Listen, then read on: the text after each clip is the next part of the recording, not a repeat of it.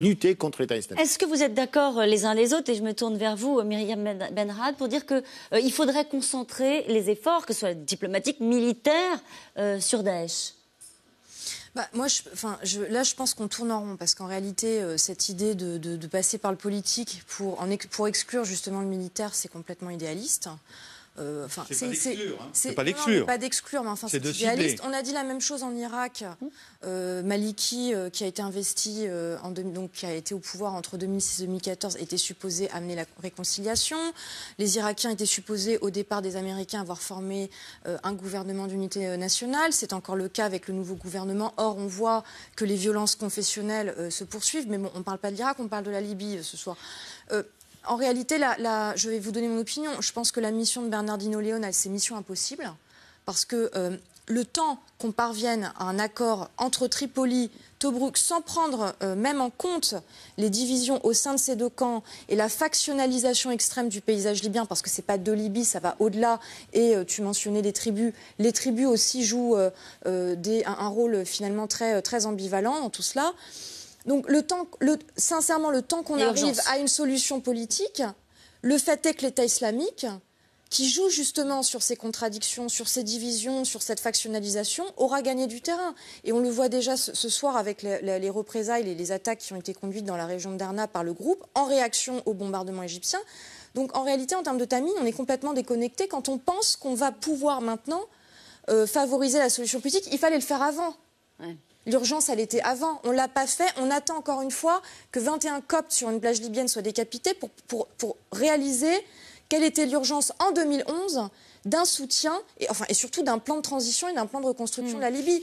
Et c'est exactement le même scénario pour l'Irak. On attend la prise de Mossoul et ces exactions massives dans le pays pour se rendre compte que l'Irak se trouvait dans une situation de chaos généralisé, en réalité, depuis des années, au-delà des annonces qui étaient faites depuis les États-Unis et l'Europe. Alors, on l'a dit tout à l'heure, brièvement, l'Égypte est concernée au premier chef. Est-ce qu'à votre avis, l'Égypte va monter en puissance dans le règlement de la situation libyenne ? Il faut rappeler quand même que l'Égypte a eu des dizaines de milliers de travailleurs qui étaient en Libye, donc il y a des relations très importantes, très étroites entre la Libye et l'Égypte, mais on voit bien qu'à chaque fois, c'est quand même des problèmes de politique intérieure. Le problème de l'Égypte, c'est le problème de ce Sisi, c'est comment il veut s'affirmer comme puissance régionale et jouer le rôle vis-à-vis des Occidentaux. Donc c'est vraiment ça, c'est pas lui qui va régler la question de la Libye. C'est bien évident que c'est pas en bombardant que ça va régler la situation, mais c'est un truc de... C'est un jeu, c'est horrible à dire, mais c'est horrible à dire parce que c'est dramatique. Mais il ne faut pas se leurrer, c'est un jeu de go, c'est un jeu de puissance et de go et d'ego. Mais quel jeu on joue, nous, dans cette... Nous, on est spectateurs, parce que nous, on croit encore, à tort, à mon avis, qu'on peut tout faire, tout régler, machin, qu'on est puissant. Non, mais on est attaqué, entre guillemets, sur notre territoire. On a aujourd'hui des djihadistes, ça vaut peut-être rien, mais qui, sur des vidéos, se tournent vers l'Europe en disant « les prochains, c'est vous ». D'une certaine manière, on vous défie. Oui, mais là c'est un autre sujet. C'est pour ça que je parle. Moi, je me demande quelle est la solution. Si elle n'est pas politique et pas de cibler Daesh, qu'est-ce qu'on fait? On envahit la Libye, on fait un corps expéditionnaire de 60 000 hommes. Impossible. Enfin, aujourd'hui, on ne trouvera personne. Donc, vous avez raison. Le premier point, c'est la menace chez nous. Et la menace chez nous, ça se traite en ciblant Daesh à l'extérieur et en traitant notre problème intérieur, qui reste un problème intérieur. Maintenant, moi, la Libye, je ne vois pas comment on peut faire aujourd'hui pour éradiquer toutes les milices par la voie armée, j'entends. Hein. Donc c'est pour ça que je pense que... C'est vrai, mais si vous voulez, quelle est notre... Vraiment, sincèrement, et je suis tout à fait d'accord avec vous, quelle est notre marge de manœuvre concernant le règlement politique dans ces pays? Il y a un rejet de la présence occidentale, y compris parmi ceux qui sont supposés être nos alliés, qui sont contre une intervention militaire, et surtout, même au plan politique, c'est vécu comme une ingérence. Oui. Et d'ailleurs, c'est tout le sens aussi des propos de cet officier de l'armée irakienne, ou c'était un général, j'ai pas fait attention, mais qui dit finalement l'armée irakienne va s'en charger sans avoir besoin finalement du relais américain. Pourquoi? Parce qu'il faut quand même le dire, on reste dans un contexte d'interventions qui ont été catastrophiques, de rejet de la présence occidentale, dont joue d'ailleurs l'État islamique au premier plan. Donc moi je suis d'accord avec vous.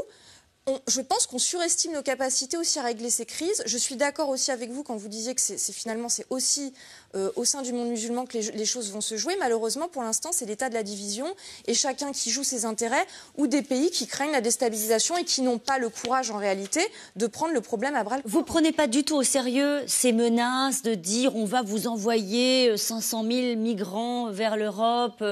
En gros, la cible maintenant, c'est on défie l'Europe. C'est ce qui fait partie de la médiatisation, d'un provoque, de la décapitation, etc. Ça fait partie, bien sûr, de toute cette base de provocation idéologique pour se confronter à l'Occident. Ils ne rêvent que d'une chose, c'est que, en disant venez, on va vous combattre, on va combattre les Occidentaux. C'est là où il faut pas répondre. C'est ce que vous avez expliqué tout à l'heure, ne pas réagir à la provocation. Mais est-ce que l'Europe parle d'une seule voix dans ce... Déjà, est-ce que l'Europe parle? Moi, je les prends en sérieux. Moi, je les prends en sérieux parce que chaque fois, ils ont menacé quelque chose, ils ont mis en exécution leurs menaces. Donc moi, je les prends au sérieux. Vous les prenez au sérieux. Donc, d'abord, la solution qu'on propose en Libye ou en Irak, elle n'est pas occidentale, chère Myriam, elle est plutôt onusienne. Il y a une adhésion de plusieurs pays arabes pour faire cette solution. Donc je ne crois pas qu'il y ait vraiment une dimension ethnique à une solution internationale. Par défaut, autre chose, on n'a pas essayé. En Libye, parce que je suis ce dossier de près, il y a même des acteurs militaires qui sont impliqués. On a même commencé par ce qu'on appelle les acteurs locaux pour arriver à des solutions qui viennent de la base. Je les prends au sérieux, ces djihadistes, parce qu'évidemment, il y a le problème de migration. Qu'est-ce qui a fait réagir? Même si la ministre de la Défense, je crois, qui a dit on est prêt pour envoyer la Libye, je crois que l'Italie, elle est très mal placée, vu son passé colonial et colonialiste, à parler donc d'aller en Libye. Mais bien sûr, ce qui fait peur à l'Italie, à Malte et aux pays sud de l'Europe, c'est surtout ces flux migratoires. Alors... Ça, c'est un grand problème. Et bien sûr, on n'exclut pas certaines études sérieuses parlent probablement des djihadistes qui peuvent justement se convertir en migrants clandestins dans ces embarcations. 5, 10, 20, c'est déjà beaucoup. Donc on doit faire attention. Comment ? Encore une fois, par une solution politique. Alors, on a évoqué la Syrie, on a évoqué la Libye, on continue. Je vous rappelle que le titre de l'émission, c'est Daesh, Boko Haram, la contamination. Au cœur de l'Afrique noire, une organisation terroriste djihadiste monte en puissance. C'est Boko Haram qui détient aujourd'hui des pans entiers de territoire dans le nord-est du Nigeria. Comme l'État islamique, ce groupe djihadiste étend ses attaques au Cameroun, au Niger, au Tchad, un groupe d'une extrême violence qui prospère sur le chaos et promet d'empêcher la tenue des élections présidentielles